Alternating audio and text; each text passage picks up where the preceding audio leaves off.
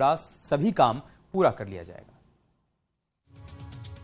बद्रीनाथ धाम के कपाट खुलने की तारीख की घोषणा के साथ ही 4 धाम यात्रा का काम शुरू हो जाता है। ठीक 100 दिन बाद 27 अप्रैल को बद्रीनाथ धाम के कपाट खुलते ही चारों धाम की यात्रा शुरू हो जाएगी। 2022 में भक्तों के सैलाब को देखते हुए इस बार सरकार ने तैयारी अभी से शुरू कर दी है, ताकि यात्रा सीजन में देश दुनिया से आने वाले श्रद्धालुओं को कोई परेशानी न हो। साल 2022 में 4 धाम यात्रा में रिकॉर्ड करीब 46 लाख यात्री आए, जिसमें सबसे ज्यादा यात्री बद्रीनाथ धाम में आए। तब यात्रा कोविड की वजह से 2 साल बाद हुई। जोशीमठ यात्रा रूट का मुख्य पड़ाव है। मुख्यमंत्री पुष्कर सिंह धामी को भरोसा है कि 100 दिन में यात्रा तक सभी व्यवस्थाएं पूरी हो जाएंगी और इस बार भी रिकॉर्ड यात्री आएंगे। 2 साल बाद वो यात्रा प्रारंभ हुई थी दोबारा से। कुछ चुनौतियां थी, कुछ काम करने थे, काफ़ी प्रयास हम लोगों ने किए और रिकॉर्ड तोड़ यात्री आए, रिकॉर्ड तोड़ श्रद्धालु आए पूरे देश भर के। इस बार हम पहले से ही जो है उसकी तैयारियां कर रहे हैं। जो और अच्छे काम करने हैं और सुविधाएं करनी है, यात्रियों को सुरक्षा भी देनी है, उनकी यात्रा सरल भी बनानी है और सुगम भी बनानी है, तो उसके लिए हम लोग काम करेंगे बाबा बद्री विशाल की कृपा से। चूँकि 100 दिनों का कालखंड बीच में रह गया है, तो इस बार भी यात्रा हमारी रिकॉर्ड तोड़ होगी। उत्तराखंड में केदारनाथ की आपदा 2013 में आई, तब पसरे खौफ से यात्रा पर बुरा असर पड़ा था, पर जोशीमठ में हालात ऐसे नहीं हैं। पूर्व मुख्यमंत्री हरीश रावत के मुताबिक संसाधन केंद्र और राज्य को मिलकर जुटाने होंगे और जोशीमठ पर सही कदम में कांग्रेस भी सहयोग देगी। कांग्रेस हर तरीके का सार्थक सहयोग राज्य सरकार को देगी जोशीमठ की समस्या के समाधान के लिए। 4 धाम यात्रा उत्तराखंड की पहचान है और लगातार बढ़ रहे यात्रियों के लिए व्यवस्था बनाना किसी चुनौती से कम नहीं है। इसी को देखते हुए मुख्यमंत्री पुष्कर सिंह धामी ने 4 धाम यात्रा की तैयारियों का काम शुरू करवा दिया है। दीपांकर भट्ट, न्यूज़ 18, देहरादून। कांग्रेस ने हरिद्वार में हाथ से हाथ जोड़ो यात्रा की शुरुआत कर दी। हर की पैड़ी पर गंगा पूजा के साथ ही यात्रा की शुरुआत हुई। इस यात्रा में कांग्रेस के प्रदेश अध्यक्ष करण माहरा और पूर्व मुख्यमंत्री हरीश रावत भी शामिल हुए। तो वहीं पूर्व मंत्री नवप्रभा समेत बड़ी संख्या में कांग्रेस कार्यकर्ता भी शामिल हुए। हर की पैड़ी से शुरू होकर मोती बाजार होते हुए कोतवाली हरिद्वार तक निकाली गई यात्रा में कांग्रेस नेताओं ने लोगों को पर्चे बांटे और संवाद किया। इस दौरान पूर्व सीएम हरीश रावत ने कहा कि केंद्र और राज्य की भाजपा सरकार की जन विरोधी नीतियों के विरोध में ये यात्रा निकाली जा रही है। कांग्रेस प्रदेश अध्यक्ष करण माहरा ने कहा कि जोशीमठ के दर्द पर मरहम लगाने उनके नेता भी आएंगे। महंगाई, बेरोजगारी, कुशासन, भ्रष्टाचार, इन सब बिंदुओं पर हम लोगों को लामबंद करेंगे ताकि लोगों को इस कुशासन से मुक्ति मिल सके। कि जो इसरो की रिपोर्ट आई थी उसकी रिपोर्ट जिस तरीके से गायब करी गई, उसको रोका गया, ये निश्चित ही दुर्भाग्यपूर्ण है। और पढ़े लिखे विकसित राष्ट्र जो हैं वो ऐसी रिपोर्ट्स का इस्तेमाल लोगों की जान माल की रक्षा करने के लिए, आगे को क्या प्रिवेंट करना है हम लोग उसके लिए इस्तेमाल करते हैं।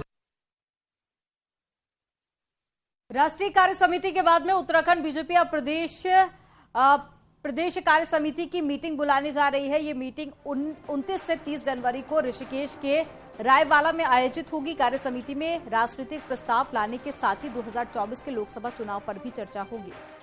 इससे पहले प्रदेश में होने वाले निकाय चुनाव की रणनीति भी तैयार की जाएगी। कार्य समिति में सांसदों, मंत्रियों और पार्टी पदाधिकारियों को 2024 का रोड मैप सौंपते हुए उनके टारगेट भी तय कर दिए जाएंगे। कार्य समिति की मीटिंग में प्रदेश प्रभारी दुष्यंत गौतम, सह प्रभारी रेखा वर्मा, मुख्यमंत्री पुष्कर सिंह धामी के साथ साथ सभी सांसद, मंत्री और पदाधिकारी भी मौजूद रहे। हमारे राष्ट्रीय कार्य समिति के बाद प्रदेश की कार्य समितियाँ होती हैं। 29 तारीख को और 30 तारीख दोनों दिन हमने ऋषिकेश के अंदर हमारी एक कार्य समिति होगी। इस कार्य समिति हम राजनीतिक प्रस्ताव लाएंगे, साथ साथ आगामी कार्यक्रमों की जो संरचना है वो तैयार होगी। कार्यकर्ताओं को कार्यक्रम की दृष्टि से बूथ तक के प्रबंधन की रचना हम लोग बनाने वाले हैं। इस साथ इस कार्य समिति में हमारे जो प्रदेश के प्रभारी हैं दुष्यंत गौतम जी, सह प्रभारी रेखा वर्मा जी, हमारे सभी सांसद, सभी मंत्रीगण इस कार्य समिति में उपस्थित रहेंगे। कॉर्बेट पार्क के पाखरों में नियमों के खिलाफ टाइगर सफारी बनाने के मामले में अब सियासत शुरू हो गई है। तत्कालीन वन मंत्री रहे हरक सिंह रावत का बयान सामने आया है। और उन्होंने कहा कि ये एक साजिश है, मैं जेल जाने को भी तैयार हूं। तो इस तरह का विवादित बयान उन्होंने दिया है।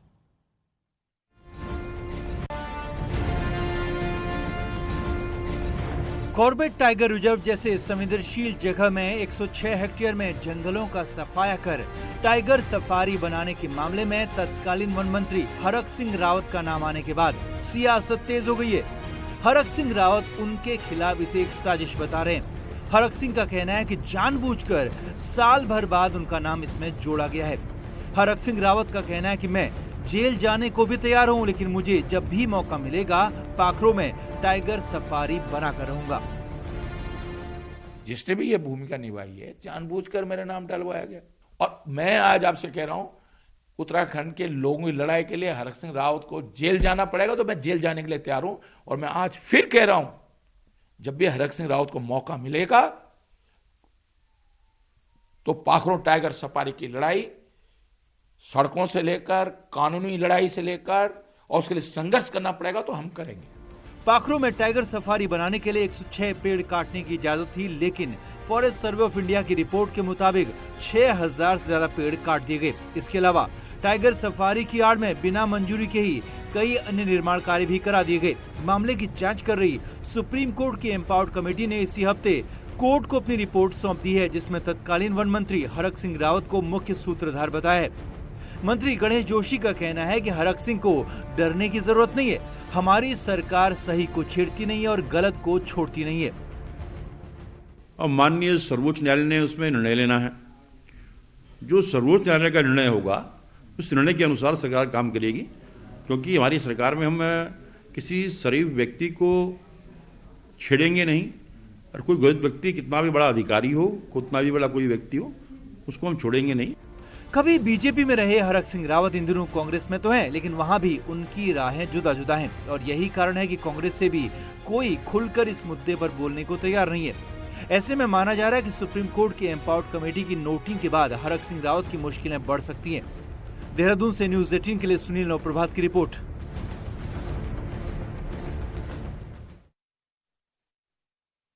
तो उत्तराखंड के बागेश्वर की रहने वाली मनीषा रावल को परीक्षा पे चर्चा के दौरान प्रधानमंत्री नरेंद्र मोदी से मिलने का मौका मिला। राष्ट्रीय कला उत्सव में पहला स्थान हासिल करने वाली स्लानी इंटर कॉलेज की छात्रा मनीषा रावल और कला शिक्षक डॉक्टर हरीश दफोटी ने आज परीक्षा पे चर्चा में हिस्सा लिया। मनीषा रावल ने कहा कि ये उनके लिए प्रधानमंत्री से सीधे मुलाकात करने का गोल्डन मौका था। परीक्षा पे चर्चा के दौरान मनीषा ने कुमाऊनी परिधान धारण कर रखा था और उन्होंने पाइन ट्री से बने खिलौनों के बारे में प्रधानमंत्री मोदी को जानकारी दी। की तरफ से सभी भारत के जो विजेता थे कला उत्सव के, उन्हें परीक्षा पर चर्चा में प्रतिभाग करने का मौका मिला, जिसमें मोदी जी आए हुए थे। उनसे मिलकर हमें बहुत अच्छा लगा और उनसे हमें बहुत कुछ सीखने को भी मिला। मैंने स्थानीय खेल और खिलौने में प्रतिभाग किया था, जिसमें मैंने प्रथम स्थान प्राप्त किया था। मैंने उनके बारे में बताया, बगेट के बारे में बताया कि बगेट से हम बहुत सारी चीज़ें बना सकते हैं सुंदर सुंदर। Thank you. और देहरादून से सीएम इस पूरे कार्यक्रम में शामिल हुए। पुष्कर सिंह धामी लक्ष्मण विद्यालय में स्टूडेंट के बीच बैठे इस कार्यक्रम से जुड़े रहे। सीएम धामी ने कहा कि अगर छात्र पीएम की बातों पर अमल करें तो परीक्षा की टेंशन से दूर रहेंगे और उनकी परीक्षा भी ठीक होगी। ऐसे तमाम जो मंत्र हैं प्रधानमंत्री नरेंद्र मोदी ने छात्र छात्राओं को दिए। इस दौरान में जो वर्चुअली मुख्यमंत्री पुष्कर सिंह धामी भी जुड़े, तो वहीं यूपी के मुख्यमंत्री योगी आदित्यनाथ भी जुड़े। बड़ा शुभ दिन है कि पूरे देश के सभी बेटे बेटियों को, सभी बच्चों को माननीय प्रधानमंत्री जी का एक प्रधानमंत्री के रूप में भी और एक अभिभावक के रूप में भी, जो उनके जीवन में जितनी भी परीक्षाएं आने वाली हैं, उन परीक्षाओं में कैसे उन्होंने भाग लेना है, कैसे उमंग जीवन में रखते हुए उत्कृष्ट तक पहुंचना है, कैसे अपना श्रेष्ठ देना है, वो सारी विधाएं उन्होंने आज सभी बच्चों को बताई हैं। हम प्रधानमंत्री जी का धन्यवाद करते हैं और सभी बच्चे आज जो परीक्षा पर चर्चा हुई है, उन सूत्रों को अपनाते हुए अपने जीवन में सफल होंगे, अपने जीवन में शिखरों को छूने का काम करेंगे, अपने लक्ष्यों को प्राप्त करेंगे, अपने माता पिता गुरुजनों का, राज्य और देश का नाम रोशन करेंगे। तो वहीं उत्तराखंड में आज रोडवेज कर्मचारियों की हड़ताल रही, जिससे कि यात्रियों की खासी दिक्कत हुई। रोडवेज कर्मियों ने देहरादून, हरिद्वार, कोटद्वार डिपो से रोडवेज बसों का संचालन रोक दिया था, जिसकी वजह से यात्रियों को तमाम परेशानियों का सामना करना पड़ा। दरअसल 13 सूत्री मांगों को लेकर रोडवेज कर्मचारियों ने हड़ताल की थी। रोडवेज कर्मचारियों की अगर मांगों की बात करें तो इसमें विशेष श्रेणी के कर्मचारियों को रेगुलर करने के साथ ही बेड़े में नई बसों को शामिल करने की मांग भी शामिल है। वहीं अधिकारियों से बातचीत में बात बन नहीं पाई, जिसके बाद अब 31 जनवरी को फिर से हड़ताल का ऐलान रोडवेज कर्मचारियों की तरफ से किया गया है।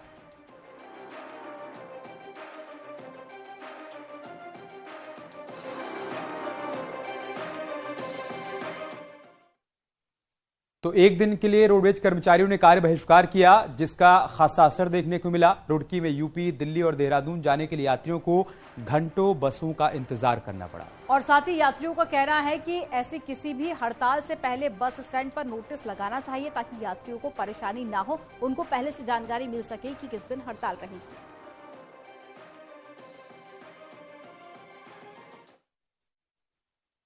हमें मजबूरी है, कैसे जाएं, न इधर के न उधर के, हम तो कहीं के भी नहीं रहे हैं। कम से कम आप इतना टाइम किसके पास है, इतना छोटा बच्चा, 1-1.5 घंटा ही नहीं हो गया। हाँ, काफी देर हो गई। वही तो जॉब छूट गई। बहुत सारी सवारी है यहाँ पे देहरादून के लिए, 1-1.5 घंटे से वेट भी कर रहे हैं लोग। अब यहाँ पे पता चला है कि यहाँ पे हड़ताल है, देहरादून के लिए बसें नहीं है। पर इसका ये है कि या तो पहले नोटिस जारी हो, कुछ एक दिन पहले पता चले सवारी को। अब कुछ जॉब वाले भी यहाँ 1.5 घंटे से खड़े हैं। तो रोडवेज बसों की हड़ताल का असर पौड़ी समेत कोटद्वार में भी साफ देखा गया। बसों के पहिए जाम होने के चलते यात्री खासे परेशान नजर आए। कोटद्वार डिपो गढ़वाल जाने वाले यात्रियों का मुख्य केंद्र है। ऐसे में पहाड़ी रूटों पर बस न चलने से यात्रियों को दिक्कत उठानी पड़ी। ऋषिकेश में भी रोडवेज की 69 बसों का संचालन ठप रहा। बसों का संचालन नहीं होने से यात्रियों और कामकाजी लोगों के साथ साथ कॉलेज के छात्रों को भी परेशान होना पड़ा।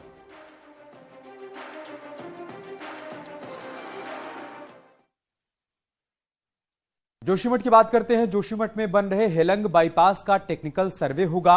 भू धसाव के बाद हेलंग बाईपास का काम बंद कर दिया गया था और अब टेक्निकल सर्वे के लिए एक्सपर्ट कमेटी बना दी गई। आईआईटी रुड़की, एनएच और साथ ही टीएचडीसी के एक्सपर्ट्स की कमेटी बनाई गई है। एक हफ्ते में ये कमेटी बीआरओ को अपनी रिपोर्ट सौंपेगी। तो एक बड़ी खबर आपको बता रहे हैं।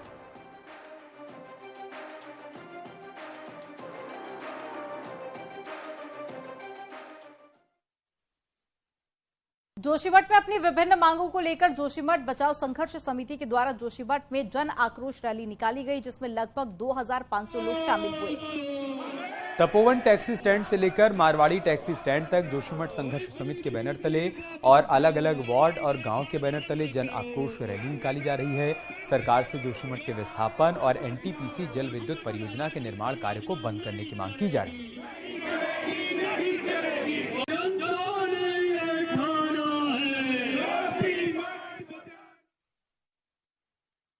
औली में इन दिनों बड़ी संख्या में पर्यटक पहुंच रहे हैं और बड़ी बात यह है कि जोशीमठ आपदा का इस पर कोई असर नहीं है।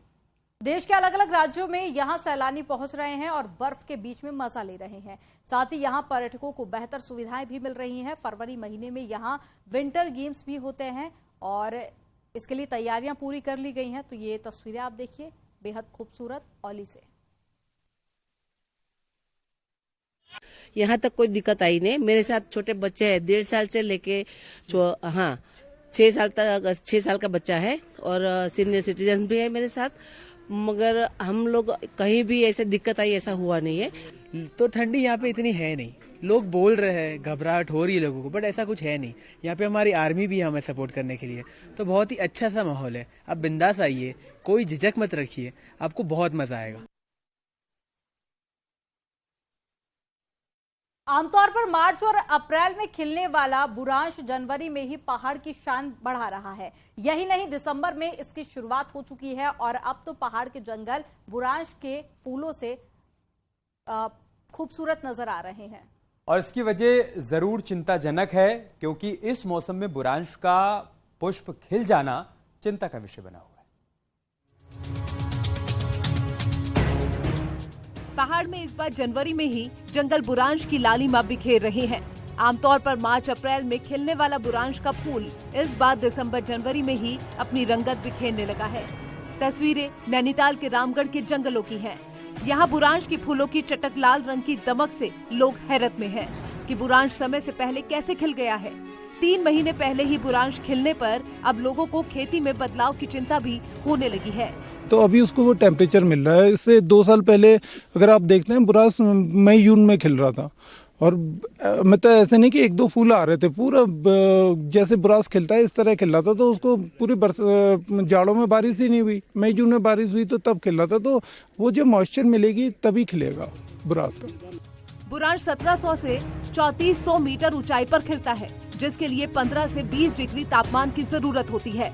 इस बार बारिश की कमी और स्नोफॉल नहीं होने से तापमान खासा बढ़ गया है और जो टेम्परेचर मार्च और अप्रैल में मिलता था वो दिसंबर और जनवरी में ही मिल रहा है।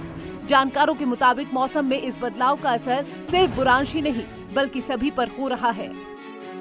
तो नेचर भी किसी ढंग से इस ढंग से अपना बचाव करता है, लेकिन एक चिंता का विषय है वाटर लेवल प्लेन्स में यहाँ सब घटते जा रहा है। अब आप देखिए जाड़ों के दिन है, हम गर्मी इतनी ज़्यादा हो रही है।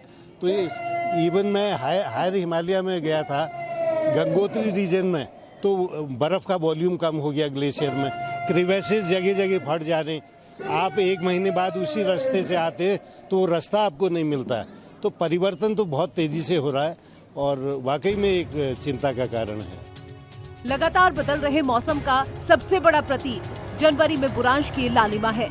ऐसे में अब जरूरी है कि मौसम के इस बदले रुख के साथ खुद को भी बदलना होगा। नैनीताल से न्यूज़ 18 के लिए वीरेंद्र बिष्ट की रिपोर्ट।